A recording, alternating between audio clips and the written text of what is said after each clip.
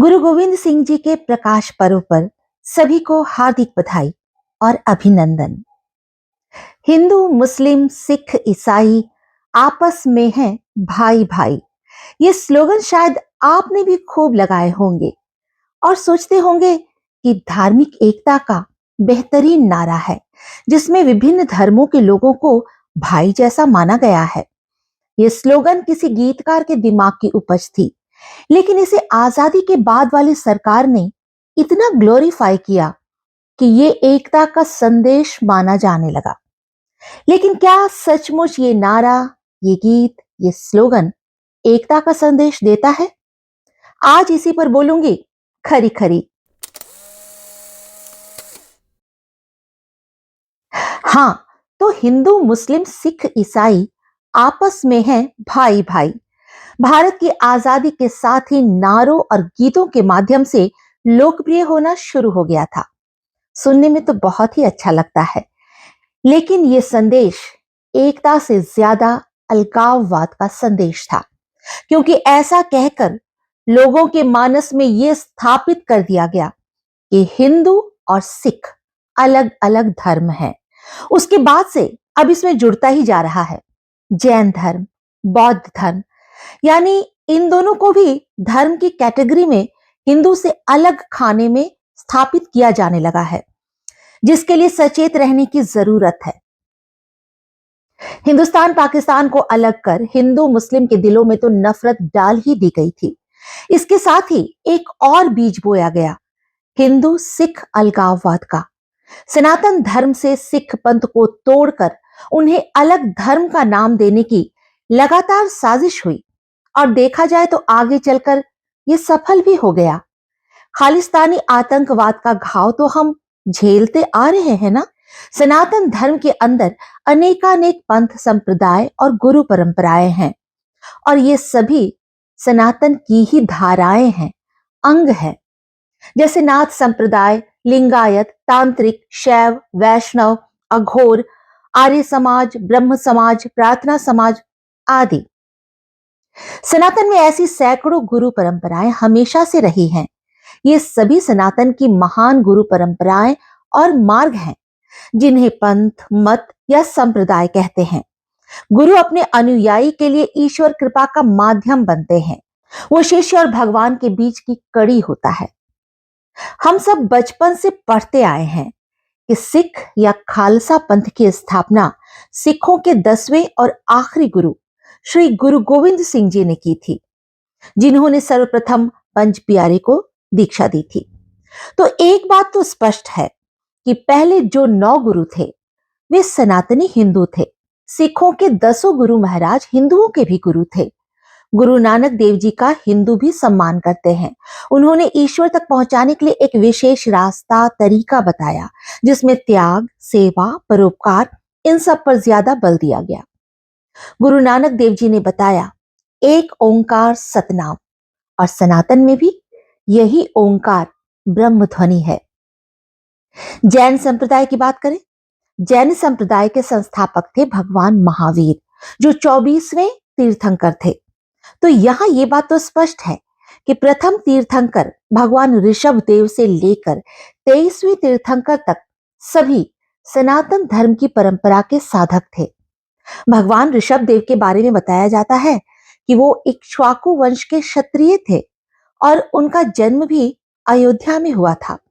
जाहिर है कि वो श्री राम के कुल के थे। भगवान महावीर के बाद उनके फॉलोअर्स जैन कहलाए। भगवान बुद्ध को तो हिंदू धर्म में भगवान विष्णु के 10 अवतारों में से एक माना जाता है। राम और कृष्ण के बाद विष्णु के 9वें अवतार बुद्ध हैं, और अभी तक कालक्रम के हिसाब से सबसे नवीन अवतार बुद्ध ही है, क्योंकि 10वें अवतार कल्कि अवतार अभी तक अवतरित नहीं हुए हैं। गौतम बुद्ध कपिलवस्तु के सिद्धार्थ नामक क्षत्रिय राजा थे। ज्ञान प्राप्ति के बाद उनके फॉलोअर्स बौद्ध कहलाए।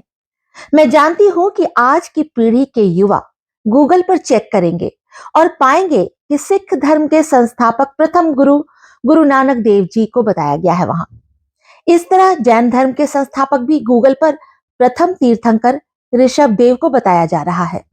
लेकिन मैं बता दूं ये बदलाव भी इसी नए षड्यंत्र का प्रमाण है।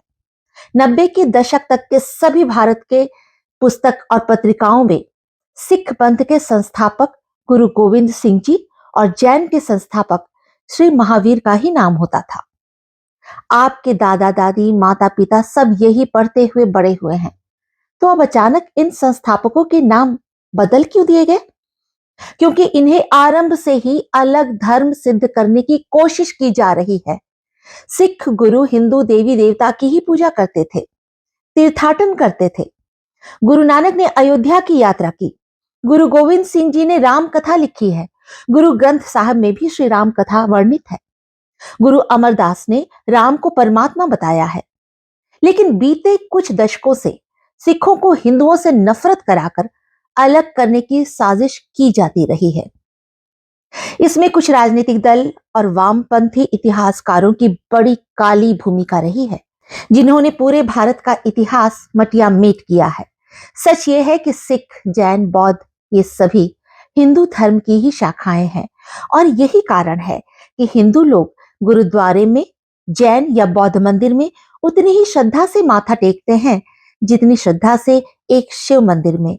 यही बात सिख, जैन, बौद्ध मतावलंबियों के साथ भी लागू होती है। वे पूरी श्रद्धा से कभी माता के दरबार में हाजिरी लगाते हैं, बाबा केदारनाथ की यात्रा करते हैं, राम के दरबार में हाथ जोड़ते हैं। सांस्कृतिक और धार्मिक तौर पर हम आपस में कभी अलग हुए ही नहीं। फिर कौन है वो लोग, किसके पास ये अधिकार है, वो अथॉरिटी जो बौद्ध, जैन, सिख को हिंदू से अलग धर्म सिद्ध करने पर तुला है? और क्यों? गुरु गोविंद सिंह जी महाराज ने खालसा सेना का गठन मुगलों से हिंदू पुरुष और महिलाओं के प्राण और सम्मान की रक्षा के लिए किया था। श्री गोविंद सिंह जी ने इन वीर खालसा सैनिकों को विशिष्ट पहचान के लिए केश, कड़ा, कच्छा, कंघा और कटार इन पांचों को धारण करना अनिवार्य किया, ताकि विशिष्ट वेशभूषा के कारण हिंदू आसानी से अपने इन धर्म रक्षकों को पहचान सके। इस नेक कार्य के लिए हिंदुओं ने अपने घर के बड़े बेटों को गुरु की सेवा में समर्पित किया। आज भी एक ही परिवार के दो भाइयों में से एक हिंदू तो दूसरा सिख मिलता है। तो फिर जब कहा जाता है हिंदू, मुस्लिम, सिख, ईसाई आपस में हैं भाई भाई, तब क्या आपने कभी ये सोचा कि अगर आपके असली भाई को भाई जैसा बताया जाए तो आपको कैसा लगेगा? यही ना कि अपने भाई को भाई जैसा बताकर उसे आपसे दूर किया जा रहा है। गुरु तेग बहादुर महाराज को औरंगजेब ने कहा कि मुसलमान बन जाओ तो जान बख्श दी जाएगी, वरना सिर कलम कर दिया जाएगा। और गुरु महाराज ने शीश कटा दिया पर धर्म नहीं छोड़ा। गुरु गोविंद सिंह जी के साहबजादों ने सनातन की रक्षा में अपना बलिदान दिया और दुर्भाग्य से अब इन्हें ही हिंदू से अलग धर्म कहकर अलगाववाद को हवा दी जाती रही है। इतना अधिक कि सिखों का एक गुट खालिस्तान के नाम पर अपने ही लोगों पर गोलियां बरसाने लगा, विदेशों में रहकर अपने देश को तोड़ने की बात करने लगा। पाकिस्तान के पैसे पर हिंदुस्तान में आतंक फैलाते हैं ये। मुझे नहीं पता कि ये आतंकवादी किस मुंह को लेकर उन बलिदानी महान गुरुओं के सामने शीश नवाते होंगे। सिख, बौद्ध और जैन भारत में ही सनातन के विस्तृत आंगन में पैदा हुए, फले फूले, लोकप्रिय हुए। भारत के संविधान में भी सिख, बौद्ध और जैन मत को हिंदू माना गया है। According to Hindu marriage act 1955, Hindu is defined in a few ways, जिनमें से दो मैं यहां कोट कर रही हूं। पहला, all those people who are Hindus, Sikhs, Jains and Buddhist by religion, including converts and reconverts to Hinduism, Sikhism, Jainism और बुद्धिज्म। दूसरा, all those persons who are not Muslims, Christians, Parsis or Jews who are domiciled in India and to whom no other law is applicable. Hindu किसे माना जाए ये परिभाषित करना जटिल था, क्योंकि हिंदू धर्म में इतनी विविध परंपराएं और विश्वास को मान्यता है कि ये तय करना मुश्किल हो गया कि हिंदू की पहचान क्या है। मूर्ति पूजा, वो तो ईसाई भी करते हैं। निराकार पूजा, वो तो मुस्लिम भी करते हैं। क्या जो स्वर्ग और नर्क में विश्वास रखता है वो हिंदू है? नहीं, क्योंकि इस्लाम में भी जन्नत और जहन्नुम है। ईसाई में हेवन और हेल है। क्या जो अंतिम संस्कार शवदाह के रूप में करता है वो हिंदू है? नहीं, क्योंकि हिंदू में चिता जलाना, भूमि में दफन करना या भूमि समाधि, जल समाधि सब मान्य है। मूर्ति पूजे तो हिंदू, निराकार पूजे तो हिंदू, एक पूजे तो हिंदू, अनेक पूजे तो हिंदू, ना पूजे तो भी हिंदू। तो आखिर वो कौन सा एक तथ्य है जो हिंदू की पहचान है, धर्म का सार है, वो विश्वास है जो सनातन की मौलिक पहचान है और जो हिंदू धर्म को विश्व के अन्य सभी धर्मों से अलग करता है? चिंता ना करें, वो सत्य खोजा जा चुका है जिससे हिंदू को परिभाषित किया जा सके। और वो ये है कि हिंदू वो है जो पुनर्जन्म में विश्वास करता है।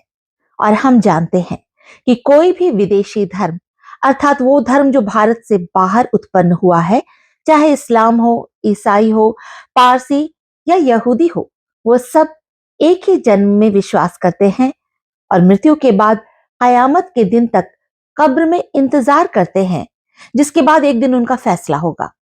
वो सिर्फ हिंदू है जो आत्मा के पुनर्जन्म में विश्वास रखता है। सिख, बौद्ध, जैन भी पुनर्जन्म के सिद्धांत को मानते हैं। ये उनके सनातनी होने का प्रमाण है। तो मेरी प्रार्थना है, अब से सिख, जैन और बौद्ध को कभी हिंदू से अलग धर्म नहीं बोले।